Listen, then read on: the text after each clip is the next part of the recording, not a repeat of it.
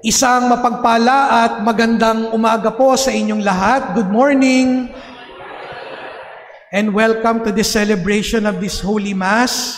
Tayo po ay nasa ikawalong araw ng Oktaba ng Pasko ng muling pagkabuhay ng ating Panginoon. And today also is Divine Mercy Sunday o Linggo ng Awa ng ating Panginoong Hesukristo.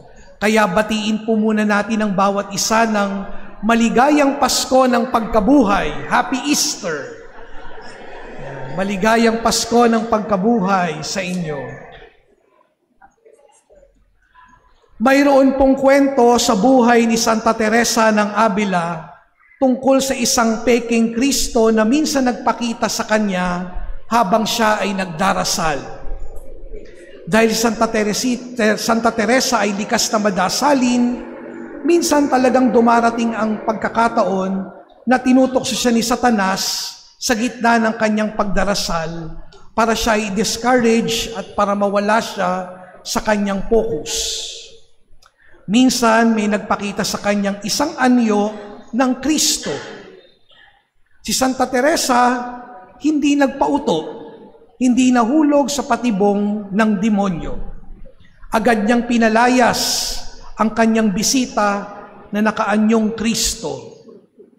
Nang tinanong siya ng kanyang bisitang hindi inaasahan, "Papaano mong nalaman na hindi ako ang Kristo?" Ang sagot ni Santa Teresa ay ito, "Kasi wala kang mga sugat. Ang Panginoong muling nabuhay, mayroong mga sugat sa kanyang mga kamay at sa tagiliran. Hindi ikaw ang Kristo dahil wala kang mga sugat." Mga kapatid, by the wounds of Christ, we are saved. At hindi kailanman nawala ang sugat ng ating Panginoon. At itong katotohanang ipinakikita sa atin sa ating ebanghelyo ngayon. Even the resurrected body of our Lord is marked by the wounds He received from the cross. Sapagkat mula sa mga sugat na ito, dumaloy ang kanyang awa. Sa pamamagitan ng dugo at tubig na tumagas sa kanyang kamay at mga tagiliran, ipinamalas ng ating Panginoon ang kanyang pagmamahal na walang hangganan. Ang tubig na dumaloy sa kanyang tagiliran ay tanda ng ating binyag. At sa pamamagitan ng tubig, tayo ay naging anak ng Diyos. Samantala, ang kanyang dugo ay nagpapaalala naman sa atin ng banal na Eucharistia, kung saan tayo ay nakikisalo sa kanyang banal na hapag, kung saan tinatanggap natin ang kanyang banal na katawan at dugo para maranasan natin ang kanyang walang hanggang presensya bilang kasalo sa kanyang bago at walang hanggang tipan. Sa mga sugat ni Jesus, dumaloy ang dugo at tubig na siyang tanda ng kanyang awa at habag. Kaya nga kung titingnan natin ang imahe ng Divine Mercy, ano bang kulay ng rays ang nakikita natin na dumadaloy mula sa kanyang puso? Kulay puti at pula, dugo at tubig. Jesus Christ is the face of the Father's mercy, and that is what Christianity is all about. Kaya nga sa tuwing makikita natin ang imahe ng Divine Mercy, sana mapaalalahanan tayo ng walang hanggang presensya ng Diyos, ng kanyang walang hanggang awa sa atin. Kung saan dumaloy ang dugo at tubig, doon natin matatagpuan ang habag at awa ng Diyos. Kaya nga mga kapatid, sa linggong ito, inaanyayahan tayo na pagmasdan natin ang mga sugat ng ating Panginoong Hesukristo. Ang sugat na tanda ng kanyang pagmamahal. Sa atin pong ebanghelyo, narinig natin ang karanasan ni Tomas, na isa sa mga alagad ng ating Panginoon. Sa mga kwento, laging pinakikilala si Tomas bilang isang taong laging nagdududa or the doubting Thomas. Gayunman, kung ilalagay natin ang sarili natin sa katayuan ni Tomas, makikita natin na mayroong batayan ng kanyang pagdududa.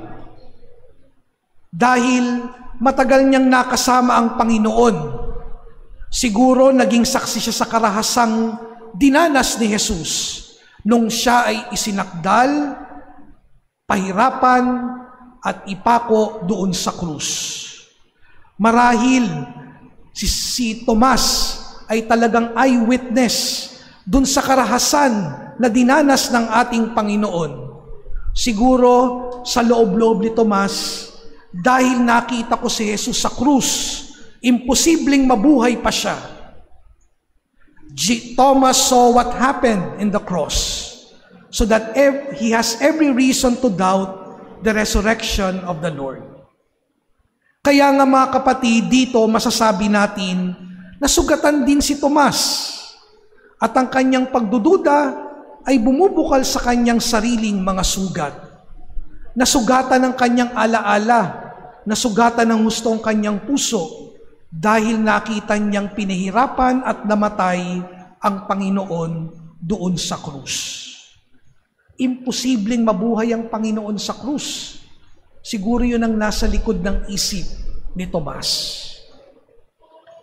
Pero si Jesus, tatagpuin si Tomas sa gitna ng kanyang kalituhan, sa gitna ng kanyang mga sugat, sa gitna ng kanyang pag-aalinlangan.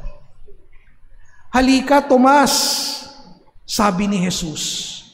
"Ipasok mo nga ang iyong daliri sa butas ng pako sa aking mga kamay, at ipasok mo ang iyong kamay sa aking tagiliran. Huwag ka nang mag-alinlangan, maniwala ka na." At marahil, habang sinasabi ito ng ating Panginoon kay Tomas, hinihilom na niya ang masamang alaala ni Tomas. Kaya nga, wala nang ibang naisagot itong si Tomas. Sabi niya, "Panginoon ko at Diyos ko." At dito, nabuksan ang kanyang mga mata dahil nakita na niya muli ang Panginoon. Siguro, sa pagbukas ng mga mata ni Tomas, umagos na rin ang kanyang luha dahil sa wakas, nakita na niya ang Panginoon. Napakagandang kwento, no? Itong kwentong ito, na kahit na paulit-ulit nating ikwento at pagnilayan, laging pagmumula ng magandang biyaya para sa atin.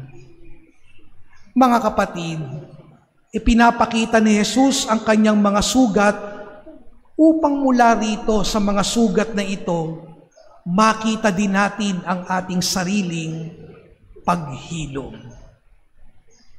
Sa buhay, sinasabi, kung marami kang sugat, marami kang pinagdaanan. Di ba? Yung mga taong maraming pinagdaanan, maraming mga sugat yan na dala-dala. Pwedeng physical wounds or pwedeng emotional wounds. At mula sa mga pinagdaanan nating mga sugat, inaasahan na dito rin tayo kukuha ng mga leksyon at pagkatuto.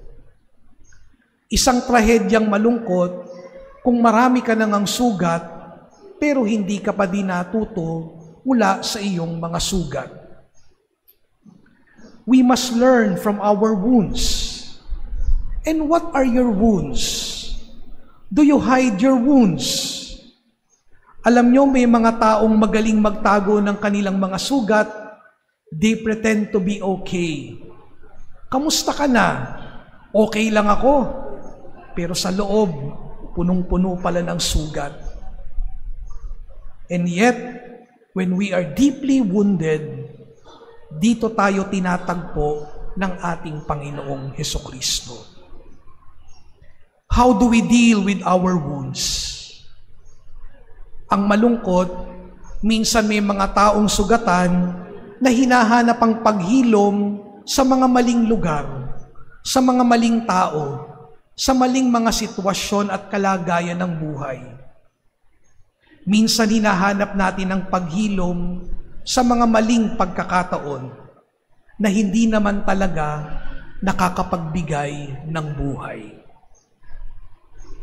Mga kapatid, as we celebrate this Sunday of Mercy, we are asked to surrender our wounds, our pains, the effects of our sins to the Lord, and allow Jesus to heal us. Mercy, incidentally, comes from the word misericordia, which means a suffering heart. Paalala sa atin na ang pagdurusa ng Panginoon ay para sa ating lahat, para sa buong sangkatauhan. His mercy is compassion, compatio, to suffer with. Kasama natin si Jesus, at dahil sinasamahan tayo ni Jesus, katulad ni Tomas, makikita natin ang mukha ni Jesus sa ating mga sugat. Surrender our wounds, our pains, the effects of our sins to the Lord, and allow Jesus to heal us. And yes, we worship a God who has experienced the most profound sorrow. He suffered with us and for us, and He has scars to show for it. In the end, we recognize Him by His wounds.